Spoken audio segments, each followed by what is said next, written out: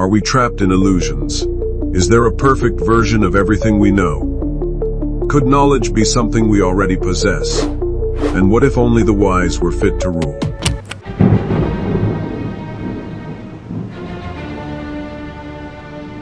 Have you ever felt like something about the world just doesn't add up? Like there's a layer beneath what you see? Maybe it hits you late at night. Maybe when you're scrolling past the same recycled content, the same empty debates.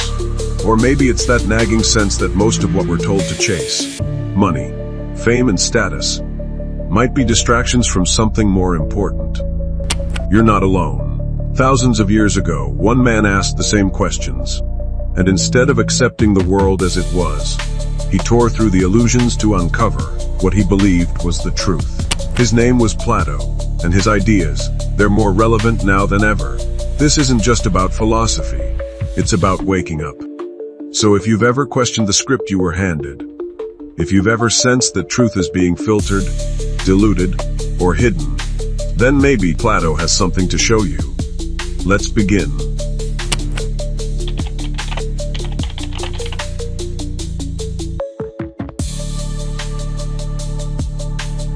The allegory of the cave begins with prisoners chained in a dark cave since birth. They can't turn their heads. Their entire existence is confined to observing shadows on the wall before them. These shadows, cast by objects they cannot see, are interpreted as the ultimate reality. If a prisoner sees a shadow and says, "That's a horse," they are mistaken. What they call a horse is merely a shadow of the real thing. The true horse, in Plato's view, is something they cannot see unless they break free and perceive the horse as it is in its true form. This, however, requires breaking free from their chains, an act as much intellectual as it is physical. Plato's deeper point is that the words we use in our language, like horse, don't refer to the physical objects we see. Instead, they refer to eternal and unchanging realities that exist beyond our senses, which Plato calls the forms. The forms are the true essence of things, graspable only through the intellect. When the prisoners are released and see the objects behind them, they realize their error. The shadows were just imperfect reflections of something more profound. Similarly, for us to understand the true nature of things, we must turn our minds away from appearances and toward these higher realities. Plato believed this reflective understanding is essential for thinking. The people casting the shadows on the cave wall represent those who control information and shape perception. Bullshit generated. Politicians, media, and cultural influencers, Bullshit formatted. who, whether intentionally or not, dictate what the prisoners see and believe. Bullshit adjusted. They are the puppet masters, holding up objects in front of the fire to create illusions that the chained prisoners mistake for reality. Bullshit established.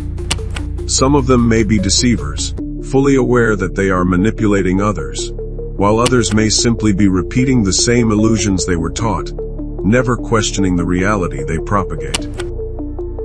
This raises a troubling question. How much of what we accept as truth is merely the projection of someone else's agenda? Are we truly seeing reality? Or are we only witnessing carefully crafted shadows designed to keep us in place? I used to believe them. The men in suits. The experts on screens. The flags waving in slow motion.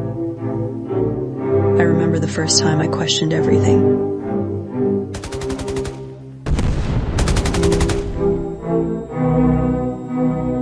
It was the bombing of a hospital in Gaza, or Syria, or maybe it was Yemen. The anchor called it collateral damage. Then moved on to a segment about a royal wedding. People were smiling. The bride wore ivory. I stared at my phone, where a boy with blood on his face looked directly into the lens.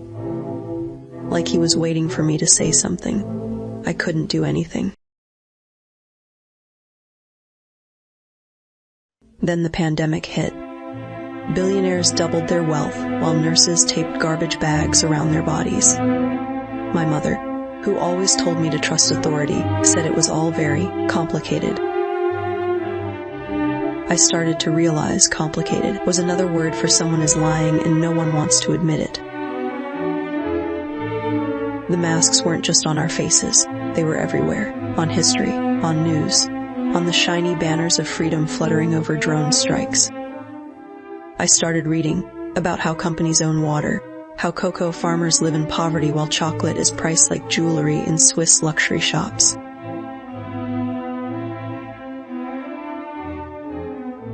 They sold me a story that the West was the peak of civilization.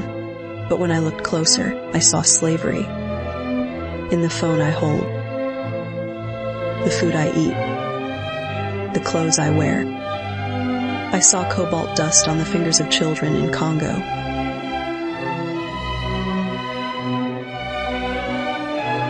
I saw revolutionaries smeared as terrorists. I saw journalists murdered. I saw the ones who kill for oil shake hands in UN halls. And I saw silence.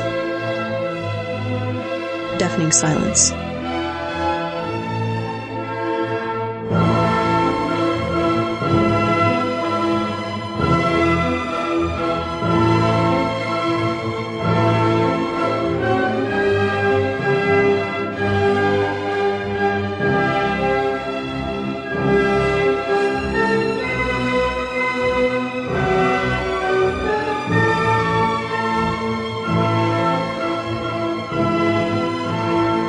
Now I can't look at the news without seeing what's missing. The child not mentioned, the history not taught, the hand behind the curtain. I'm not the same person who stood for anthems and pledged allegiance to illusions. I don't trust the light anymore because I finally understand how shadows work.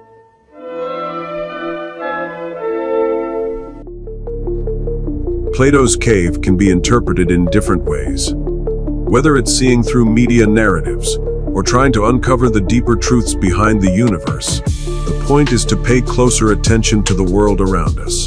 This journey is called philosophical awakening, or education, symbolizing the philosopher's journey toward knowledge. Having seen the world beyond shadows, he now understands the truth. Reality is far greater than the illusions the prisoners take as absolute. Yet, when he re-enters the darkness and tries to share his newfound knowledge, he is met with hostility and disbelief. The prisoners, accustomed to their limited perception, mock him for his strange words and unfamiliar vision. Instead of embracing the truth, the prisoners cling to their shadows, preferring the comfort of the familiar over the painful process of enlightenment. Even worse, they may see him as a threat to their reality and react violently to silence him.